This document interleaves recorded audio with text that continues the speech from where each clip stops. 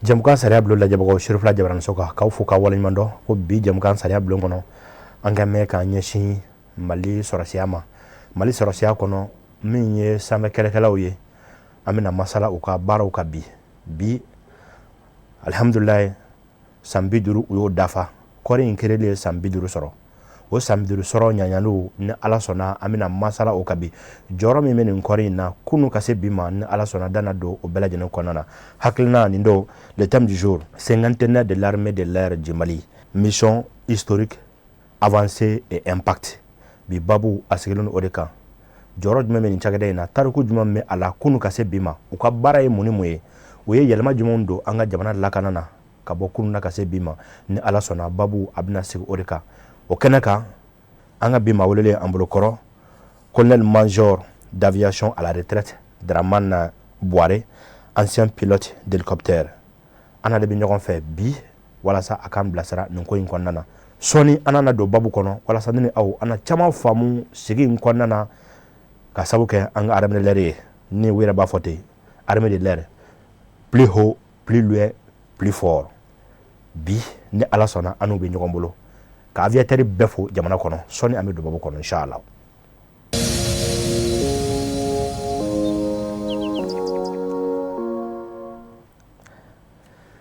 Mon colonel major Bouare an b'i fo k'i waleɲuman dɔn i sɔrɔli nin kɛnɛ in kan bi a diyara an ye an nimisi wasalen don an b'i fo k'i waleɲuman dɔn sugu ni dugusajɛ cɛ an ka tiseli ma surɔ bi i nana an ka kɛnɛ kan walasa ka jamana kɔnɔdenw kunnafoni u ka nin kɔɔri ɲuman in na i n'a fɔ kɔɔri tɔw bɛ cogo min na jɔyɔrɔ min bɛ a la kunu ka se bi ma ka se ka na an bɔ kunbana k'a kɛ kalan ye an bolo i y'o mun k'an bɛ fo k'i waleɲuman dɔn. Basina foli kɔni o y'aw de ta ye parce que anw bɛ jamana ko de la ka taa kunu na ka se fo bi la an b'a kɔnɔ an b'a cɛ ma fɛn fɛn bɛ se ka dɛmɛ kɛ fɛn fɛn bɛ se ka faamuyali ladon kow la an bɛ yan o de kama ni Ala sɔnna vraiment ne ka foli bɛ Sherifula TV n ka foli bɛ aw bɛɛ lajɛlen ye a diyara n ye voilà i ye baara caman kɛ mais an b'a fɛ ka masala min kan bi Mali armée de l'air n'o an b'a dɔn ni sanfɛkɛlɛ ye a ye san 50 sɔrɔ o san 50 sɔrɔli an b'o ɲɛnamaliw kɔnɔna na o la bi an b'a fɛ ka dɔn i ka armée de l'air yɛrɛ ɲɛfɔ an ɲɛna kɔɔri in ye kɔɔri jumɛn ye tariku jumɛn bɛ se ka sɔrɔ nin kɔɔri in na ka bɔ kunu na ka se bi ma mon colonel major. Merci Basina armée de l'air kɔni n b'a fɛ k'an da maga a créera wagati mun na très bien fo kana se wagati dɔ la kosɛbɛ mɔgɔ tɛ se ka wagati bɛɛ ɲɛfɔ mais wagati mun na n kun b'a kɔnɔ n bɛ se ka n da maga o kuma ninnu na ni Ala sɔnna armée de l'air créera 1963 a tun bɛ fɔ a ma aviation militaire tubabu minnu kun y'an mara u tagatɔ n'u ka fɛn bɛɛ tagara u tagalen jihadi dɔ binna an ka jamana kan n'o ye rébellion fɔlɔ ye armée de l'air Mali obligera ka Air Mali mɔgɔw de wele ka jukɔrɔma dondon dɔ ɲini u fɛ pour que kɛlɛ min tun bɛ kɔrɔn yan fan fɛ o bɛ se ka fɛngɛ cogo min na o wagati la AN2 dɔ de tun b'an bolo o ye Rusiw ka avion dɔ ye ani Morava L200 pardon donc o wagati ninnu nana tɛmɛ Air Mali mɔgɔ dɔw donna armée de l'air kɔnɔ ka kɛ armée de l'air parti dɔ ye mais armée de l'air yɛrɛ wulila ka cɛsiri kɛ pour que ka formation dɔw kɛ o formation senfɛ Mali taara jamana caman na a fɔlɔfɔlɔw ye États-Unis ye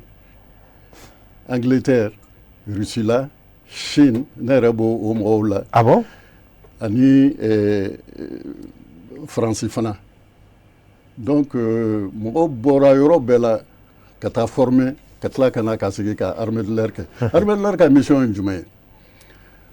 ye espace aérien a bɛ fɔ min ma sankolo an ka sankolo k'o lakana n'i ye sankolo lakana i bɛ dugumala lakana a fɔra n'i bɛ sanfɛ i bɛ dugumala mara donc armée de l'air y'o de ye u yɛrɛ ka zana ye min ye ka taa yɔrɔ jan ka yɛlɛ sanfɛ ani fanga Voilà. Plus haut, fort. Voilà. Plus haut, plus loin, plus fort. Voilà. Donc, au Watini, Nana, l'armée de l'air est clara qu'à rattacher le génie militaire de là. Ah bon? L'aviation militaire était à rattacher le génie militaire là. À Boro, au Koumou, on a rattaché le bataillon des unités spéciales là. L'armée de l'air est créée le 6 février 1976. Voilà. 1976. Voilà. D'accord. On est sans bidouiller. Nyinaye ka benen kalo fanama février kalo fanama alhamdulillah san biduru nyanamaya chaman kera ko nana alors ni anyo san biduru nta ka jatemina e bi se ka baraba jumon fo akonnana aka mission ida sero doma me ka soko to tu nyona ani ka baraba no ya kil tora mununa mi yere yanga jamana kuma bo fen chamana kunun ka se ni ya ta per jamana kuntigi follow la olu kun ye laɲini min sabati o de kun ye ka sɔrɔsiya a ka se ka jamana développer o fɛngɛ hakili kun b'u la donc armée de l'air donna o hukumu kɔnɔ dɔɔni ka mɔgɔw ta k'u transporter ka bɔ yan ka taa Gawo siraw kun man ɲi ka bɔ yan ka taa Kidali siraw man ɲi ka bɔ yan ka taa yɔrɔ caman na au Bekara, armée de l'air ka fɛngɛ kɔnɔ. Ensuite, dugu jukɔrɔ fɛngɛ nafamafɛn minnu bɛ yen, armée de l'air participera olu bɛ recherche ni fɛngɛw la. Laɲini ka fɛngɛ kɛ ka point situé sanu ni fɛngɛw bɛ yɔrɔ min na, armée de l'air ye nin bɛɛ kɛ. Aw fana kɛ? O bɛɛ kɛra. Mais ko sanjikɔrɔ wɔsi fana tɛ dɔn tuma bɛɛ la quoi. Donc vraiment armée de l'air jɔyɔrɔ a ye jɔyɔrɔ caman fɛngɛ a ye jɔyɔrɔ caman kɛ. Très bien. Alors colonel-major, même on dit quand même colonel-major, même si vous êtes à la retraite bien sûr. Sisan ni a fɔra k'e ka ɲɛfɔli kɛ an bilasira armée de l'air yɛrɛ ka baara fɔlɔ la. Ni ko armée de l'air an bɛ avion de fɔlɔ ye. An bɛ marifa mun bɛ bonni kɛ sanfɛ an b'olu ye mais n'an kumana avion ko kan comme an ɲɛ b'a la o fɛn na ancien pilote d'hélicoptère an y'a kibaru sɔrɔ k'a fɔ o yɛrɛ ye maaw kalan avion boli la min ye hélicoptère ye n'o ye sanfɛ kɛlɛkɛla ye o pilote ko ninnu na a bolibaga fɔlɔ ninnu na i bɛ se k'an bilasira a kɔnɔ dɔɔni hakili tora mɔgɔ fɔlɔ mun na n'o y'a baaraw kɛ ka na se aw yɛrɛ ma. O ka ca dɔɔni n tɛna se ka a bɛɛ fɔ. Mais a bɛ fɔ min ma escadrille de transport yarɔ aw bɛɛ bɛ général Madu Kulu dɔn kosɛbɛ a bɛ cɛkɔrɔba Bagayogo dɔn Musa Kone ninnu a b'olu bɛɛ dɔn olu fɔlɔfɔlɔw de taara États-Unis ka taa kalan kɛ yen aviation domaine na o k'i cɛ ka bɔ yen mɔgɔ caman wɛrɛw fana kun bɛ yɔrɔ wɛrɛw la dɔw taara Faransi dɔw taara Russie la dɔw taara Chine dɔw taara Espagne donc vraiment hakili jagabɔ la a bɛɛ ye dɔ kɛ a bɛɛ ye impact kɛ armée de l'air baara kan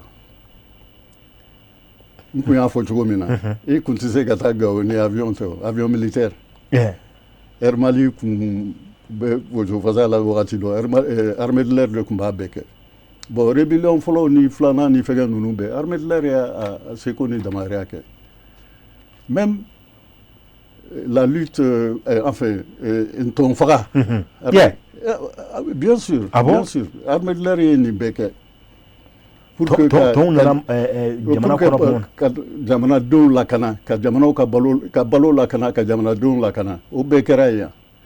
armée jɔyɔrɔ kɛra o la armée jɔyɔrɔ yɔrɔw bɛɛ la donc c'est donc anw ka yiri yɛrɛ la ja kɛlɛ dama yɛrɛ tɛ armée yɛrɛ ka baara kɛlɛ dɔrɔn tɛ o kɛlɛ tɛ o mais kɛlɛ n'i y'a ye an ka fɛn bɛɛ bɛ taa kɛlɛ la sisan c'est que juguw de donna an senkɔrɔ kosɛbɛ sinon ça bɛ se développement sira dɔw yira la min ni nin bɛɛ tɛ kelen ye c'est clair an ka attention bɛɛ attirelen don sisan fɛngɛ kan jugu kɛlɛ kan n'o kun tɛ yen ça bɛ se jamana yiriwa la mais foli kan ka kɛ autorité kuraw ye anw ka taa na moyen minnu kun b'an bolo a kun ka dɔgɔ n m'a fɔ ko fɛn ma kɛ dɛ mais a kun bɛ yɔrɔ min na a kun tɛ se ka fɛ an bɛ yɔrɔ min na bi a kuma se o yɔrɔ in na a kuma se o yɔrɔ ma a ka ja o la yɛrɛ kosɛbɛ kosɛbɛ bi na a tɛ dan ka ban pankuru tɛ dan ka ban a bɛ fan bɛɛ fɛ droniw bɛ yen avion de chasse bɛ yen avion de transport bɛ yen hélicoptère de combat bɛ yen a tɛ dan ka ban donc an ka espace aérien y'an yɛrɛ de ta ye radariw bɛ yen avion dɔrɔn tɛ o i da magara a kuma la radariw bɛ armée de l'air la pour que pankuru fɛn fɛn bɛ tɛmɛ an ka jamana kɔnɔ an ka se k'a dɔn o bɛ yen ensuite minnu bɛ avion kɛlɛ minnu bɛna jugu avion kɛlɛ o fana bɛ yen a bɛ fɔ o ma ko GDA défense anti-aérienne o bɛɛ bɛ yen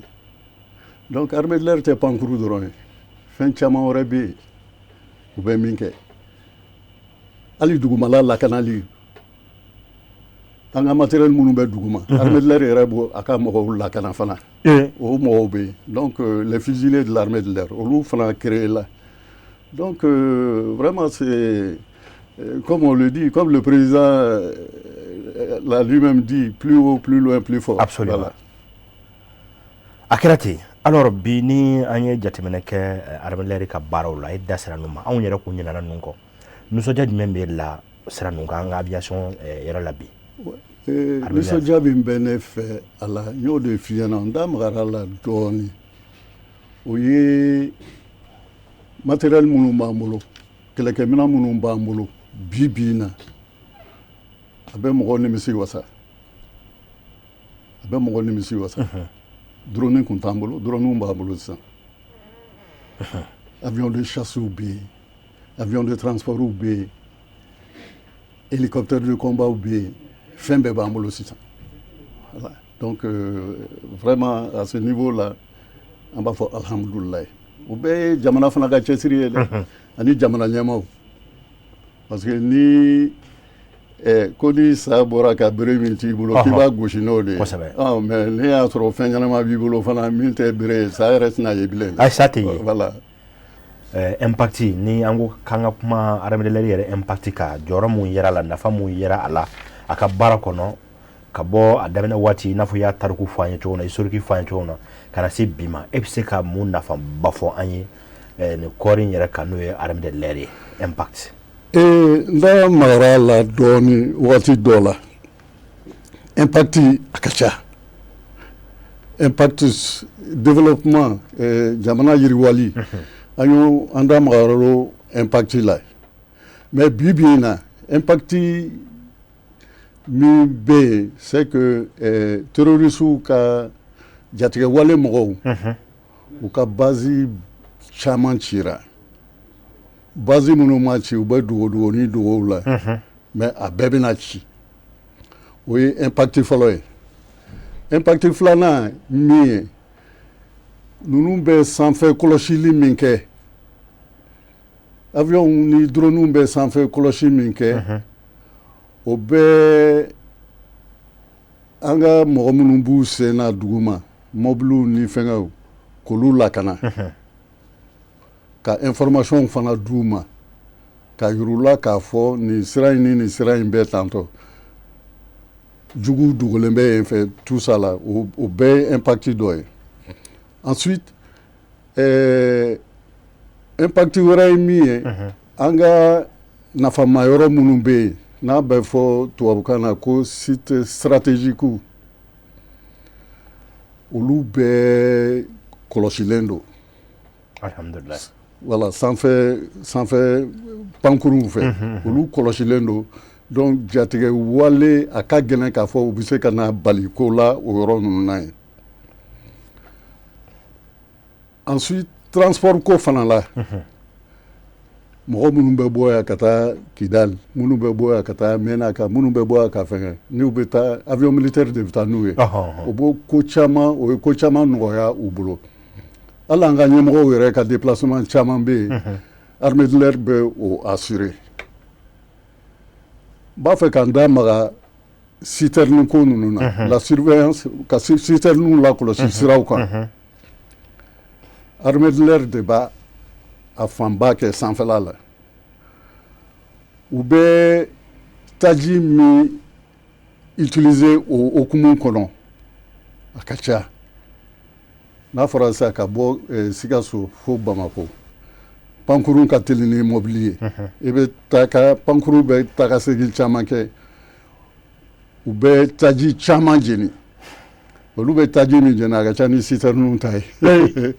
min bɛ kɛ a kɔnɔ k'a boli min bɛ fɛn la o ko tɛ dɛ donc o impact ni a nafa min sera mɔgɔw ma nin bɛɛ kɛra dɔrɔmɛ ma fara essence sɔngɔ kan dɔrɔmɛ ma fara essence sɔngɔ kan bien que État ye wari caman don pankuru ninnu ka taa ka seginw n'u ka tajiko la dɔrɔmɛ ma fara fɛnkɛ kan donc socialement mɔgɔw ye nafaba sɔrɔ armée de l'air fɛ au niveau la donc o bɛ se ka jamana yɛrɛ ka jamana basigi kosɛbɛ voilà. Alors ni an ye fɛn kelen jateminɛ armée de l'air ka baaraw kɔnɔna na an bɛna lakɔlɔsi yɛrɛ k'a fɔ pankuru kɔfɛ an b'a ye 22 septembre ninnu na jamana ka ɲɛnajɛba ninnu na i n'a fɔ tɛmɛnen 22 septembre 2025 an y'a ye jamanakuntigi ni a ka ministres sɔrɔsiya ɲɛmɔgɔw bɛɛ farala ɲɔgɔn kan ka se k'an ka kɛlɛkɛminɛnba dɔw yira jamanakuntigi yɛrɛ da sera hali a ma kɔsa in na k'a fɔ ninnu ye minɛw ye minɛ mun bi an bɛ se ka ko alhamdulilayi c'est pourquoi armée de l'air bilama a jɔyɔrɔ bonyana kosɛbɛ. Alors avion ko kɔfɛ e bɛ se ka mun fɔ an ye o kɛlɛkɛminɛn ninnu kan jamana yɛrɛ lakana na non seulement que phénomène min bɛ yen nɔ bi n'o ye terrorisme ye vraiment caman kɛra la mais nafa jumɛn en tant que ancien officier supérieur à la retraite du corps d'aviation e bɛ se ka mun fɔ an ye o kɛlɛkɛminɛn ninnu jɔyɔrɔ ka bi lakana n'an ka jamana kɔnɔ. A kɛlɛkɛminɛn ninnu jɔyɔrɔ ka bon kosɛbɛ. N da kun magara missile groupement de défense anti-aérienne o ye kɛlɛkɛminɛn ye min b'i to dugu ma ka pankuru k'u bɔ baara la juguw ka pankuru a b'i to dugu ma ka bɔ baara la a bɛ se ka bɔ yan fo Sévaré au rayon kɔnɔ a bɛ se 400 km bon Sévaré kɔni c'est à peu près à vol d'oiseau c'est 400 km missile sol air minnu bɛ yen o bɛ se k'o lasɔrɔ donc a bɛ o yɔrɔ bɛɛ a b'o espace bɛɛ lakana n'o bilara yɔrɔw la mɔgɔ tɛ se ka na bala an na k'a fɔ i bɛna ko kɛ ni pankuru ye min bɛ se ka kɔlɔlɔ lase jamana ma donc o ye fɛn ye min kan ka fo kosɛbɛ autorités kan ka fo o cɛsiri olu la fɛn wɛrɛw bɛ yen minnu bɛ fɛn ye n'a bɛ f'o ma ko radar ye e bɛ dugu ma yan mais fɛn fɛn bɛ ka kɛ sanfɛla la i ka sanfɛla fɛn la i b'o o bɛɛ ye. Ah bon? Donc radar de bɛ fɛnw détecter pour que missile ka t'u gosi voilà donc o fana bɛ yen. Donc mais n'i y'a jateminɛ o radar ninnu i b'a sɔrɔ a commandement bɛɛ bɛ armée de l'air ɲɛmɔgɔ yaso de bolo. A bɛ armée de l'air ɲɛmaso de la. Ah o kɔrɔ a bɛ mun fɔ ni plus haut plus loin plus fort. O do dɛ tamaki t'o la fiyewu plus haut plus loin plus fort donc vraiment an bɛ barika da armée de l'air ɲɛmɔgɔw ye ani jamana ɲɛmɔgɔw yɛrɛ u ye hakili fara ɲɔgɔn kan cogo min na pour que ka nin labɛn ninnu sabati a ka fisa jamana ma a bɛ jamana basigi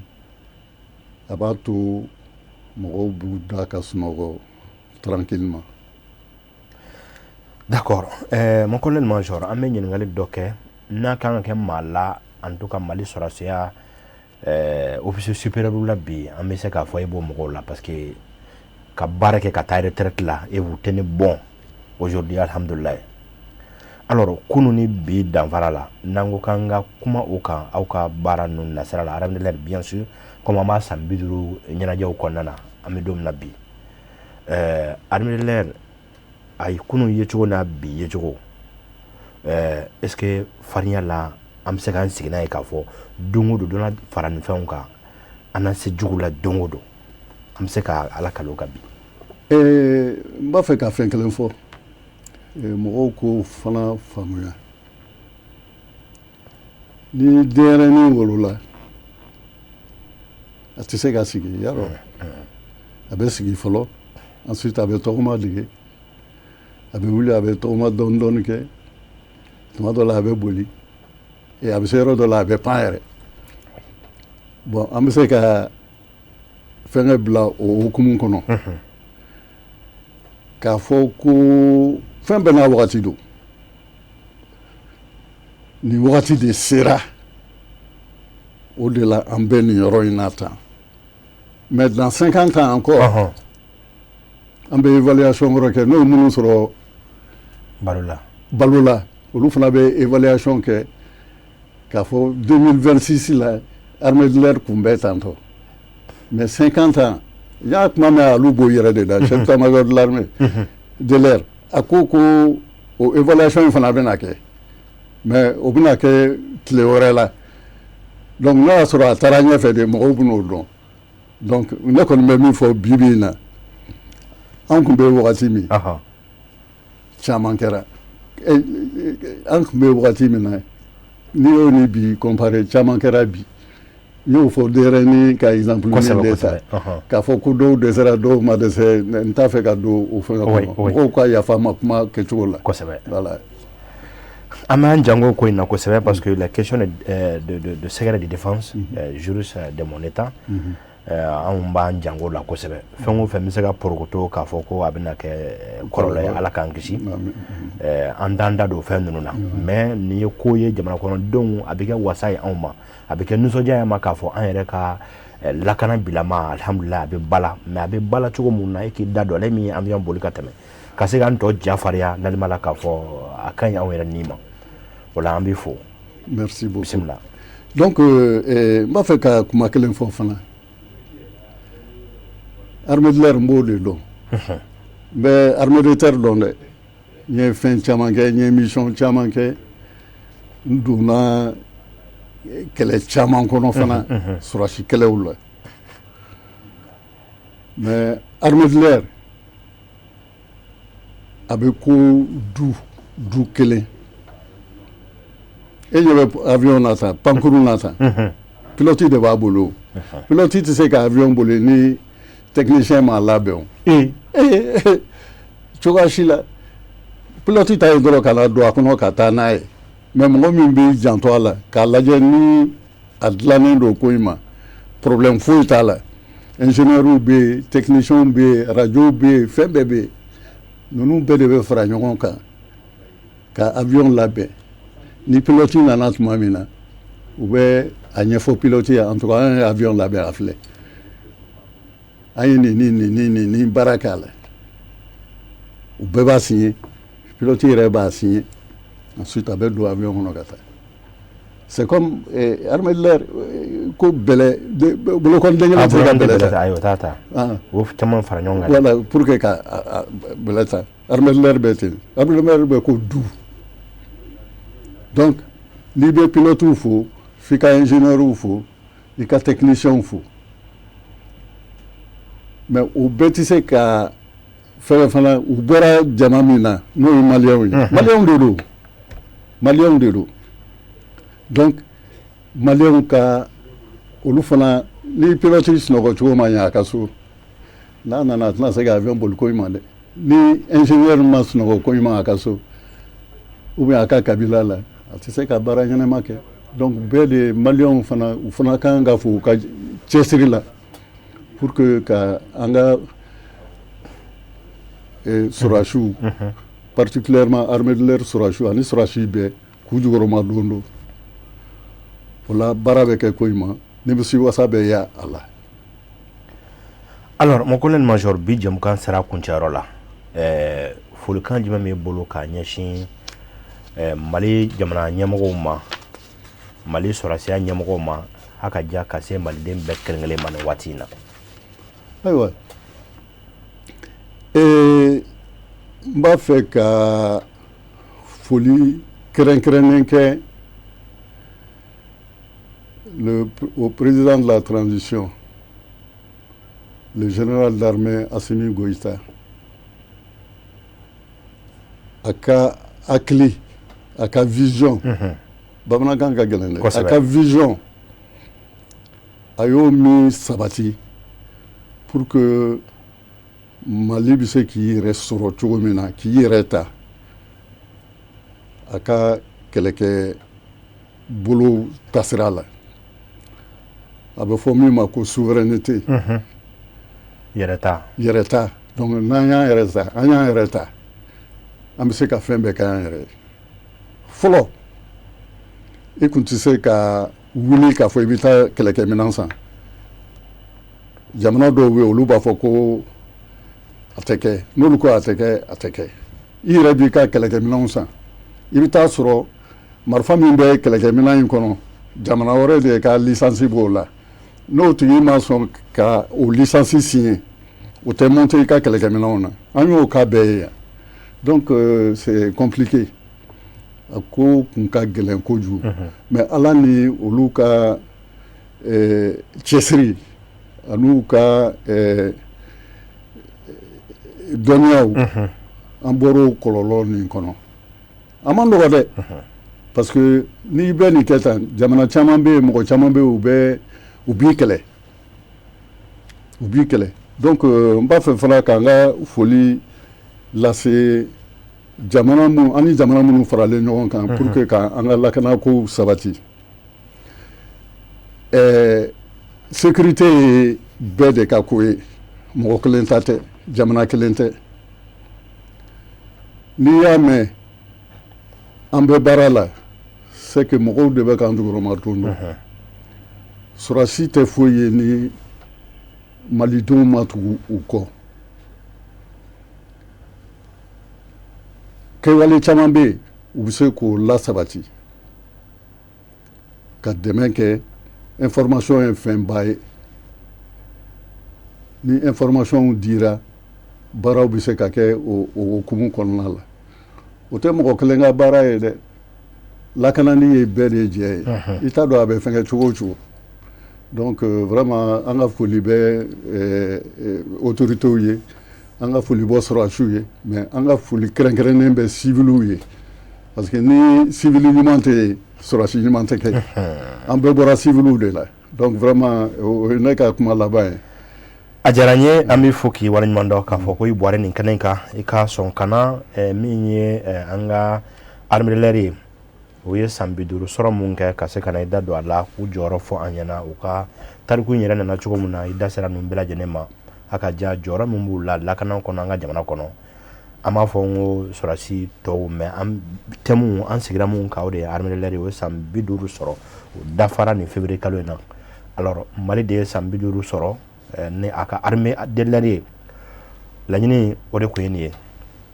O la nin kɛnɛ in kan a fɔra cogo min na, an bɛ an ka jamana ɲɛmaa fo ka waleɲuman dɔn cɛsiriw la an ka jamana lakana na. N'i ye fɛn o fɛn fɔ lakana tɛ yen, foyi ma ɲɛnabɔ. O la an tɛ bɔ nin kuma in kɔnɔ fiyewu n'an ma an ka ministre fo, le ministre d'État, ministre de la Défense et des anciens combattants, le général de corps d'armée Sadio Kamara, an b'a fɔ ka waleɲuman dɔn. Min fana ye kɛlɛkɛ ɲɛmɔgɔba ye, an b'a dɔn o cogo la, an tɛ sɔrɔdasi ye, mais an b'a dɔn ni o ye le chef d'état-major général des armées, le général de division Umaru Jara, an b'a fɔ ka waleɲuman dɔn. Ka kun ci an bɛ armée de l'air de kɔnɔna na. Sigi tun bɛ armée de l'air kan, min bɛ ka kuma an ka plateau kan, armée de l'air ma sɔrɔdasi ɲɛmɔgɔ kɔrɔ don. O la armée de l'air a kalifa an bɛ min na bi, an ka foli bɛ se a ma, ni o ye général de brigade Adu Boyi Jara, le foudre des terroristes. Vraiment an b'a fɔ cɛsiri la wulikajɔ la. A ka kuma man ca, mais anw y'a ye, anw ka jateminɛninw kɔnɔ an y'a ye k'a fɔ ŋana don, ŋanaminɛ ŋana don. CM, armée de l'air,